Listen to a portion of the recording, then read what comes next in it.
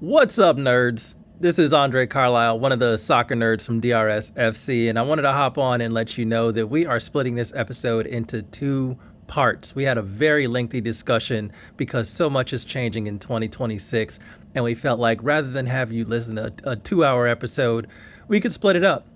And so what we did is split it up in the natural way because there are engine changes and there are aero changes. So this first episode is going to be all about the engine changes. What is changing in 2026 when it comes to the engines? And it turns out quite a bit. But in this episode, we are also going to talk about why these changes are happening in the first place. It is a little bit weird, especially if you're not used to motorsport, that a governing body would change the entire regulations of the sport. In this case, the car, the vehicle that is used to compete in the sport. Why would they do such a thing? So we're going to chat about that a little bit, why they might be doing it, the manufacturers involved, and how all that comes into play as it tries to maintain some sort of road relevance. And we'll talk a little bit about what that may mean as well. So let me stop rambling because we have a lot to get to. This is the engine episode. In a few days, we'll also have it might even be in your feed right now, depending on when you're listening to this. We're going to have our chat about everything changing with the aero as well. So stay tuned for that. But for now, let's talk about why these changes are happening in the first place and also what is changing with the engines in 2026. Steering wheel, somebody tell him to give it to me. There's something loose between my legs. I don't know. Let go! I'm heavier than a freaking boat. Nothing you can say can make that any better. No more radio for the rest of the race. I'm going home. You. Hello and welcome to DRS FC, an F1 podcast by soccer nerds. I am a soccer nerd. My name is André Carlisle, and I'm here with two other soccer nerds. Deepti, how are you? Oh, I'm doing great. And you know what, kids, get ready to put your engineering caps because it's about get real nerdy. Real nerdy. It very much is. Donald, how are you? I'm good. I'm not wearing a hat because I need to expand my brain for all the knowledge that I'm about to consume. You need the space. You need a direct entryway. I'm gonna need new hats now. I'm gonna be like my head's gonna be like 15 times bigger. Yeah, we always start off the podcast by saying we're soccer nerds. Listeners, we are going to prove it to you today. We are going to review the 2026 regulations. A lot is changing in F1. They do this every now and then, maybe every decade or so, maybe even every couple decades. It just depends in terms of the big changes. And we'll get into why they do the changes. We'll get into exactly what will be different in 2026, which is fast approaching. Sounds very wrong to say, but it is. And then we'll get into a little bit of what this is supposed to mean, why all these changes are happening, and what, in theory, might we be able to expect in 2026 once cars are on the track and competing on actual circuits. There is a lot to get into with this one. We have so many things to discuss because we're getting engine changes, we're getting aero changes, we're getting chassis work changes, we're getting all kind of changes for 2026. When the cars may look somewhat familiar, but there's going to be a lot of things that will be different. So I want to start off basically just discussing why this is such a unique thing in F1 that I kind of love. It's almost like we would never really see this in soccer. They every now and then the referees will get together in an off season and be like, we're going to change what handball means. And everybody's like, what are y'all doing? And you don't really know what's going on. But this is an actual these are a set directives of what you can and how you need to build your car and what your engine specifications need to be. Battery needs to be. Everything changes in terms of how you build a racing car every so often. It is a very fun aspect of the sport, but it's also a weird one. So, Deepti, why the reg changes? Why do they continue to do this? Well, I think one of the reasons they do this every so often is for strategy purposes. They're always trying to get the cars to be, more similar to each other and have more parity across the teams, given the difference in how much money each one has and how much that's why, they also have the different wind tunnel times and CFD regulations and whatnot. So one of the reasons is to bring more parity across the grid. But it seems like in this case in particular, they are going for sustainability. A lot of the regulations this time have to do with how they can decrease the overall weight of the car, how they can get their cars to be more fuel efficient, using more electrical energy rather than the carbon-based fuels. So this one, yeah, it's all about sustainability and helping the planet. Yeah, I think there's also like things are still ongoing. It's funny that these cars will hit the track in a few months, but you're still having a lot of behind the scenes chatter. And I saw one of the things that's popping up is how much the fuel is going to cost, because they're going 100% sustainable fuel for this regulation set, which means like the price of the fuel is going to be like 300 euro per liter. Not like you can stop by your local Exxon and, get the fuel that they're going to be using. So there's so much happening. Donald, your perspective on why F1 changes the regs, and as a longtime watcher, how do you prepare yourself as a fan for the complete unknown? Well, let me push back a little bit quickly on the fact that, we're all soccer nerds, right? And we think that soccer in general doesn't do this very often. Well, they do it every year, right? Like we get these subtle changes. And then kind of like a kid growing up, you look and if you haven't seen it in a while, you go, oh my goodness, this game is different, right? This kid is much taller than I saw last time. But I will point you to 2020, the last time that there really was a soccer movement to change things. Obviously, COVID really put that on the front radar, but we have bigger rosters. We have more substitutes now. And that was a change that was so back then so profound that everyone, like, it took a year for everyone to really be like, wait, really? We're doing 5 subs instead of 3. We have 26 players on a tournament roster instead of 23. At least on the men's side, it took a while for the women to be allowed that as well. But I think when you look at it, they don't have as many because they do something every year. I think similarly, if you've watched F1 as long as I have, like since I was a kid, you have it where the car from 1994, we remember the Cinedoc. We were looking at it, and the first thing I think someone on that episode commented was like, wow, the cars are so tiny back then. And look how big they are now. This is going to be a different change because the car is actually shrinking a little bit. And it may not be much, but because we're so used to what we have seen for the last 11, 12 years, it's going to be a stark difference when you look at the car. You're going to say, oh, this looks really weird. It's going to take a few months for people to get used to the car looking the way it does. And that's not counting what goes on under the hood. But I think at the end of the day, like Deepti said, you have to do this from time to time. You have to keep the technology fresh.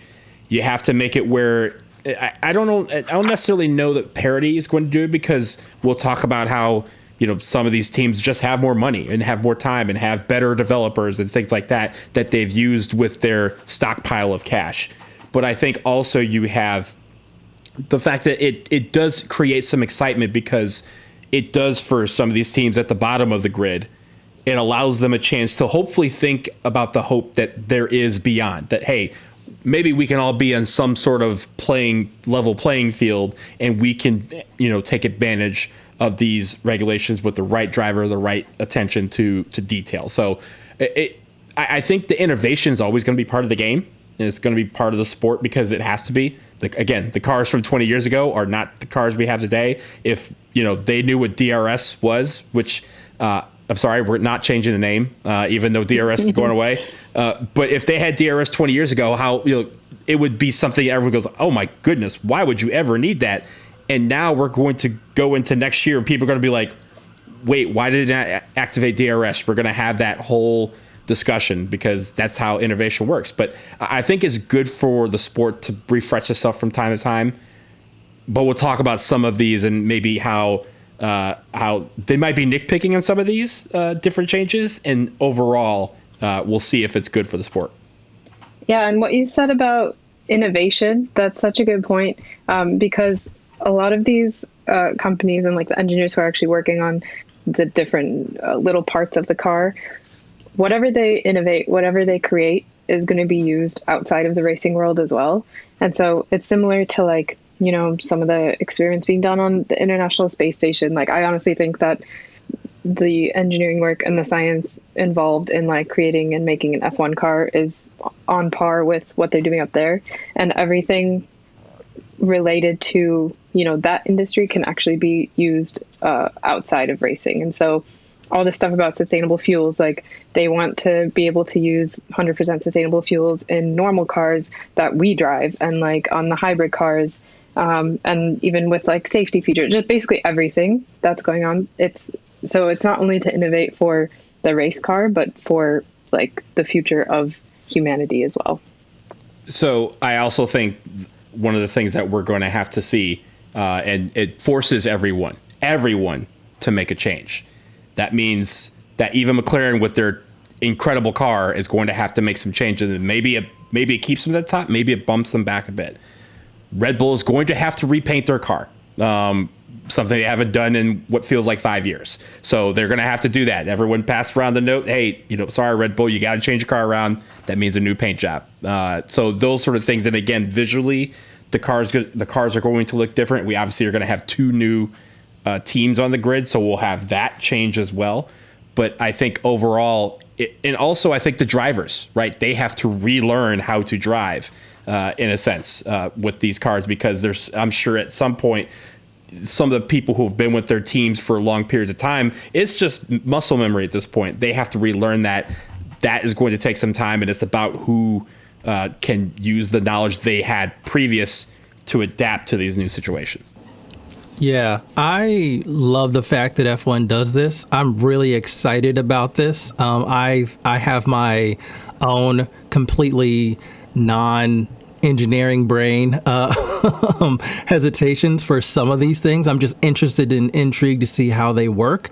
But I think that's part of the fun. I mean, these teams have some of the brightest people, some of the best engineers, some of the best tools to be able to put something together, how to produce a race car that goes quicker around a corner, a tenth quicker around a corner than another one, because that's how you win. That's how you get ahead. That's how you get money, right? That's all what they're built there to do. And so you're going to get some really bright minds putting some things together and really testing these regulations. So I'm really excited to see it. I do think it is super unique.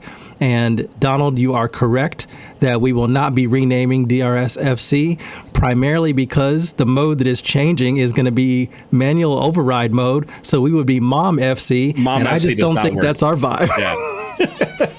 I also think, I think one thing that is, I know we'll talk about some of the safety components, but one thing about why these changes come into effect is I think it's good that this is a proactive change as opposed to a reactive change based on some tragedy that has happened. We talked about Senna pushing for all of these safety regulations, and then his death is what caused a lot of them to actually come to existence. It wasn't, him, or the rest of the crew saying, we want these, and FIA going, yeah, that's great. So some of these changes over the years have been reactive. This is a proactive change. In fact, we've known about them for a couple of years now. So it allows teams to prepare. It allows drivers to test it. And I think that overall makes it safer. So those first races aren't just, it's not just chaos on the circuit as people try to figure it out in real time. Yeah. Deepti, any other thoughts about regulations changing, the push for innovation, keeping the sport fresh? Anything to add on that before we dive into everything that actually is changing? No, I think we've pretty much covered it all. I think I watched one video that was put out by Formula One itself, and I think they use some interesting terminology. Basically, they're like, one big part of this is to encourage development and innovation, like I said, but they said of socially relevant hybrid technology. So they definitely want to stay like up to date with the technology there, but also be the ones who are bringing in the new technology that we will all be using in the future. Also, as far as I'm aware, Ebony and Megan are not moms. I'm not a mom, so we cannot call this Mom FC for sure. Girls, if you have something to tell us, let us know. We're striking that option from the record. We're not. It's not even.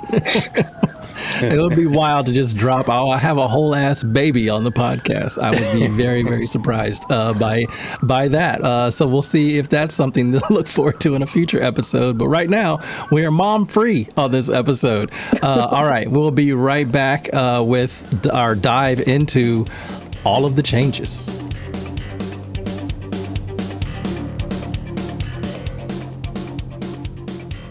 Okay, let's get into it.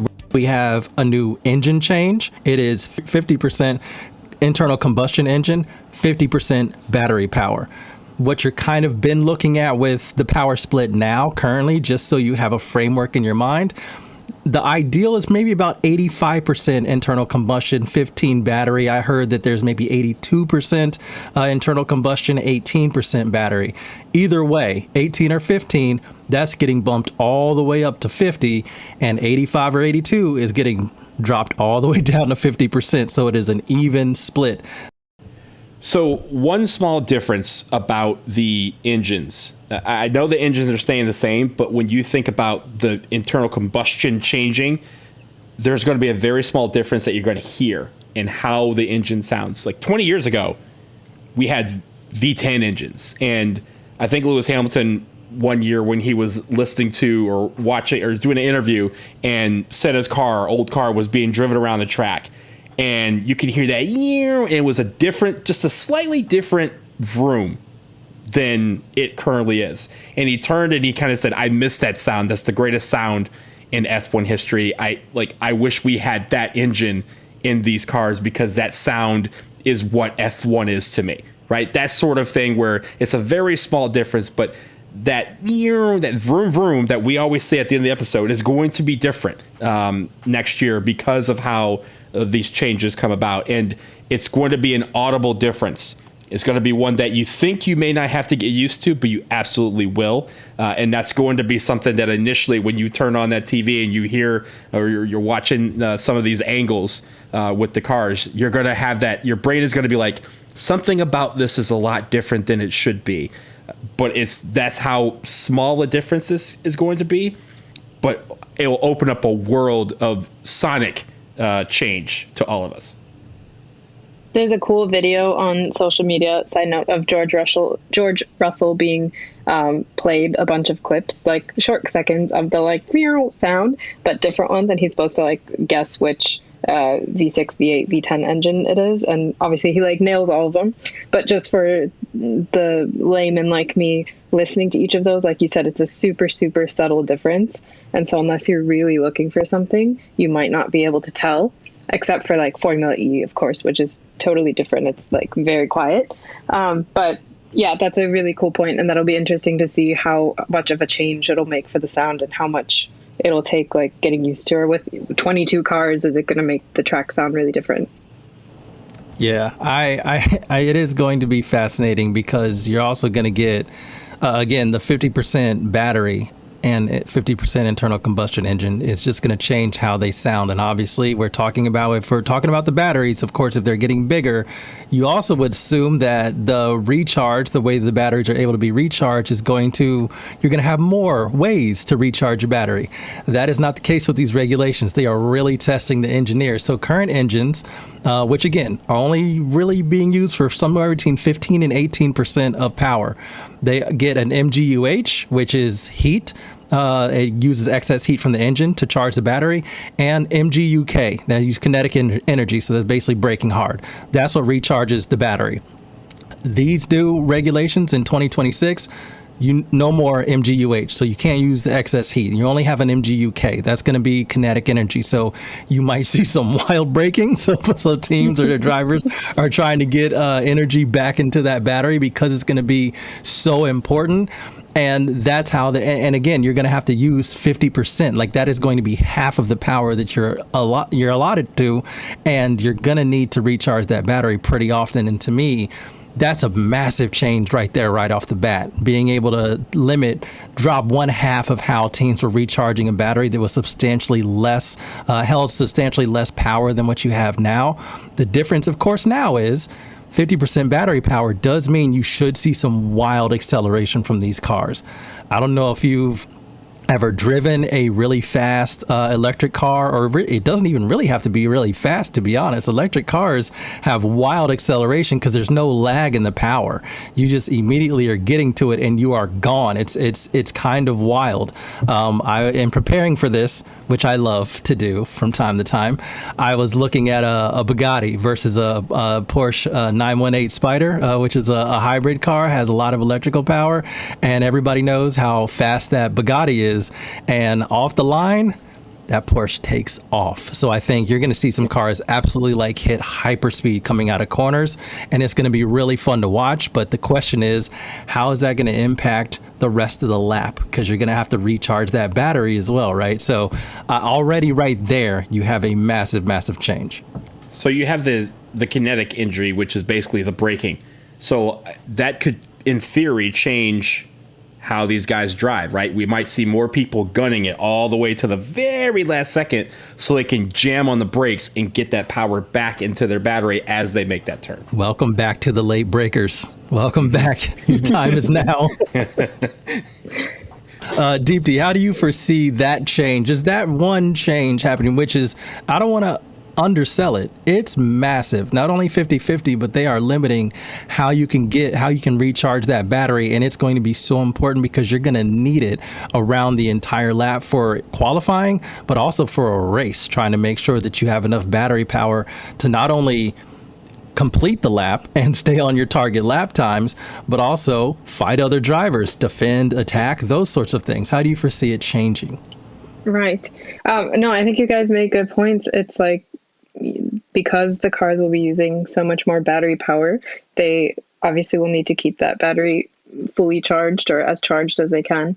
And I think you're right. I think we will see more late braking, and especially there's pros and cons. And of course there's like, everything is related, right? So with the smaller cars, which we'll get to, the size changes and all, the cars will be able to go faster. And with that, like with the increase in speed, then they will have to brake harder anyway to like slow down for those corners. So there's a give and take. So I think it does mesh well together.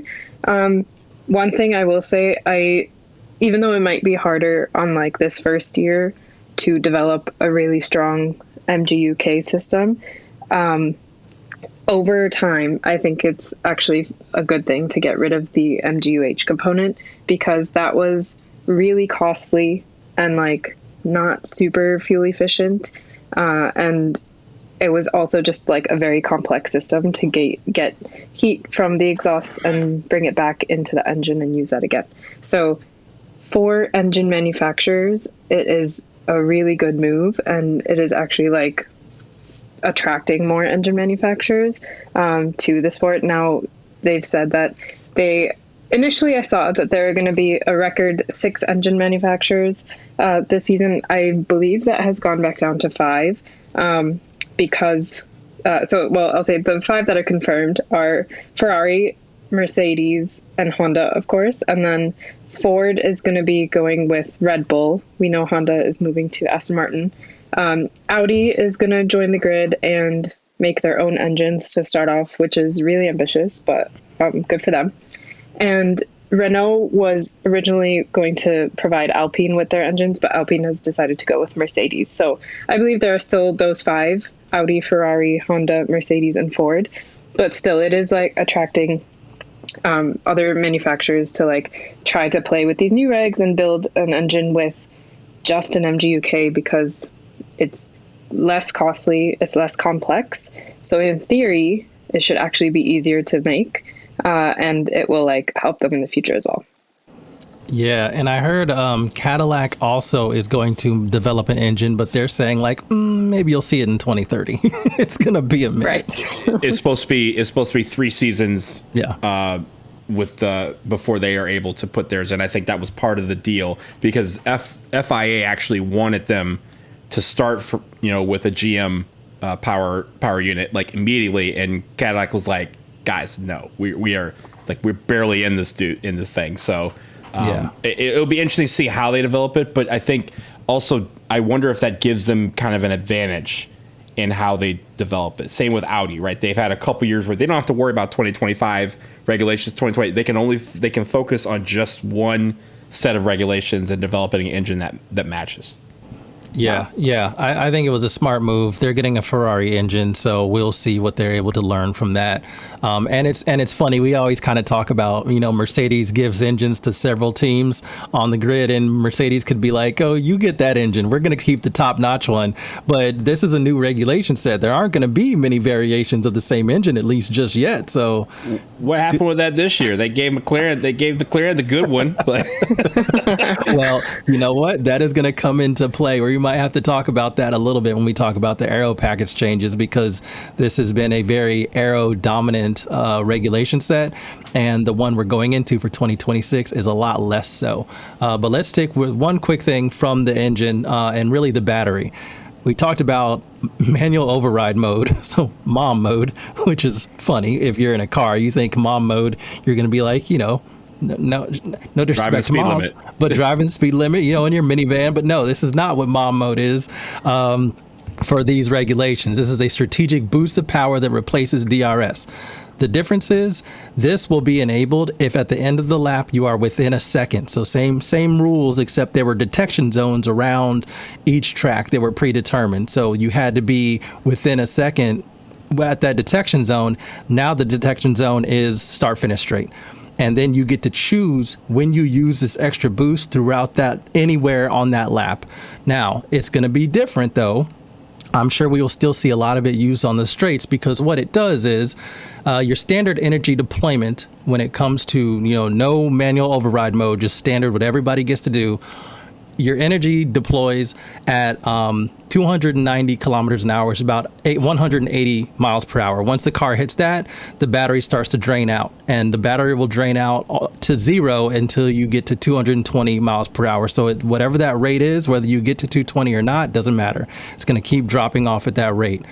Manual override mode means it's not going to drop off at that rate. You'll get more access to more of the power right away.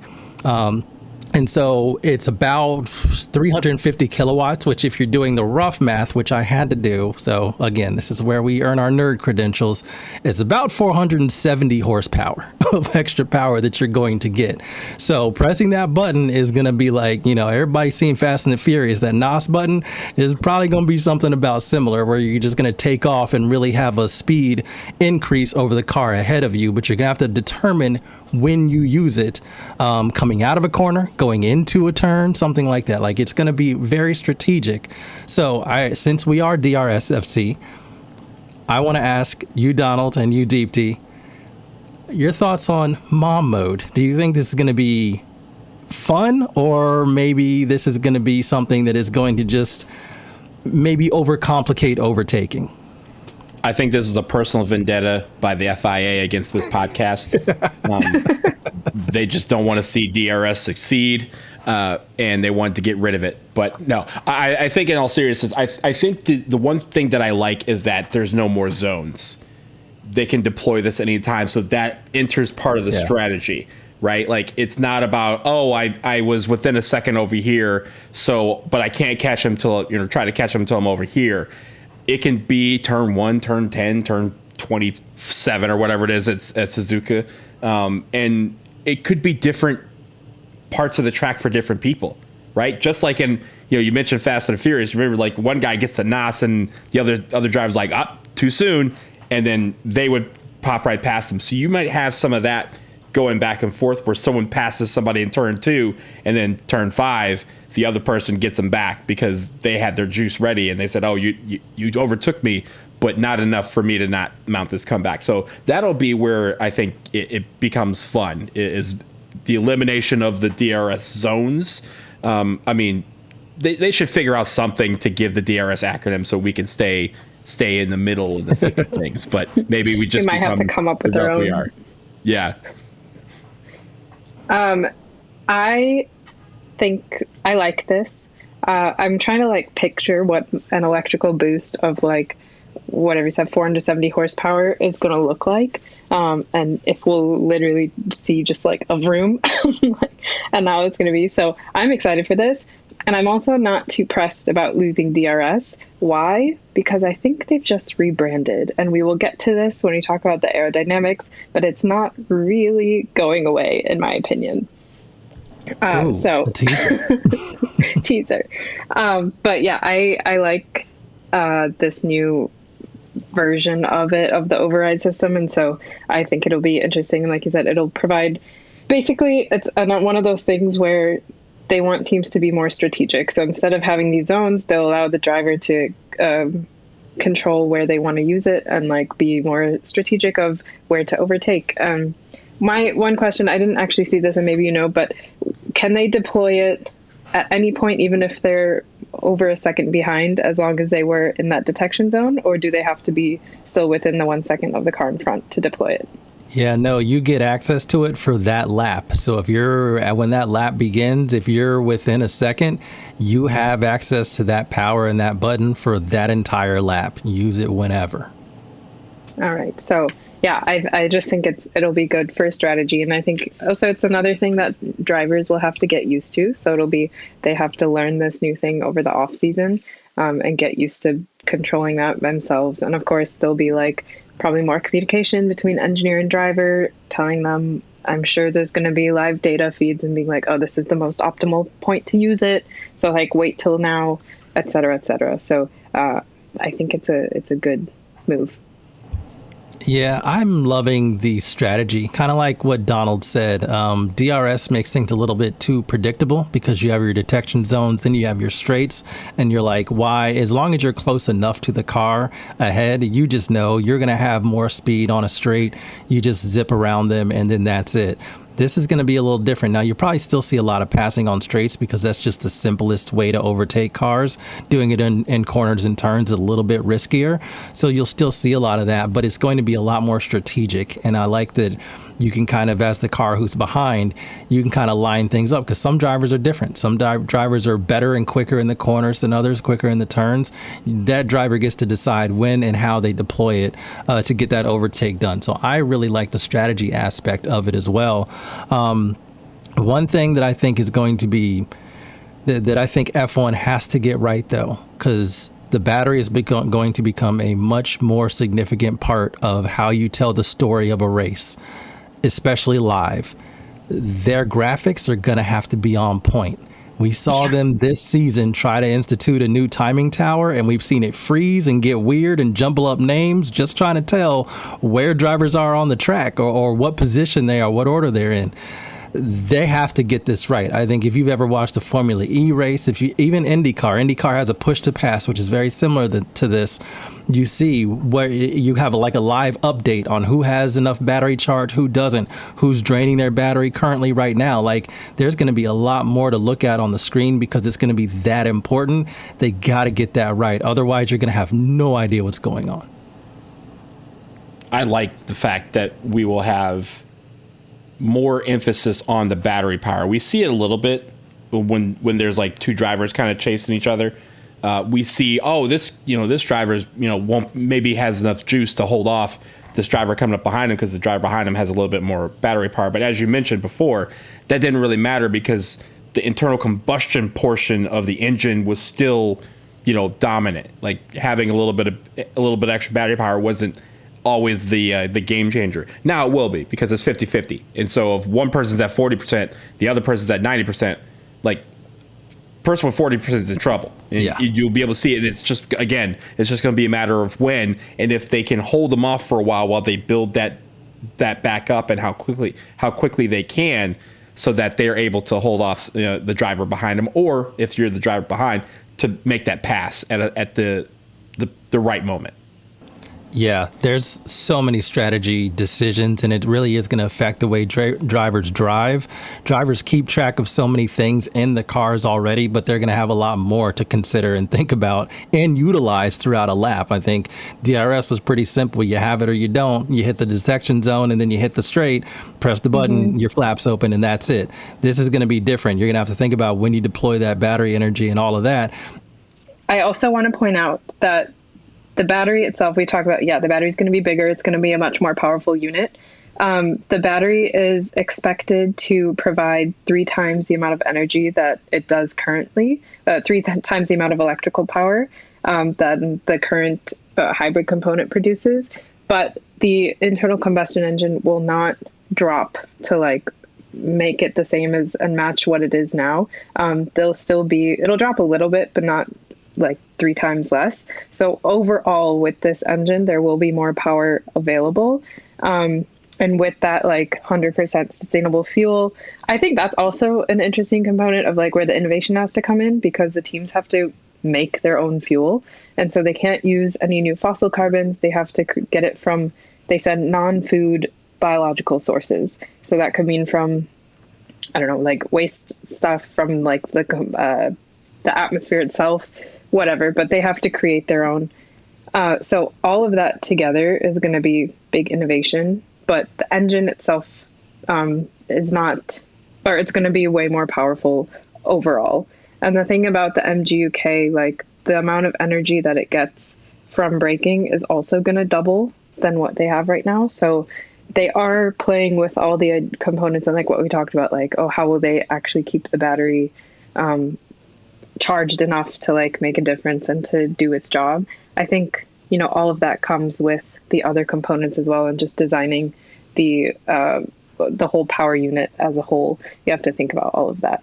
And then last thing, what's nice about having everything compact and just having the MGU-K is that all this like high voltage stuff will be contained within a single safety cell. That'll be towards, I think, the back of the car. So one, that's better for like safety purposes. It can all be contained in case there's like a fire or something. And 2, for weight purposes, they'll be able to know exactly where it is and in what part of the car.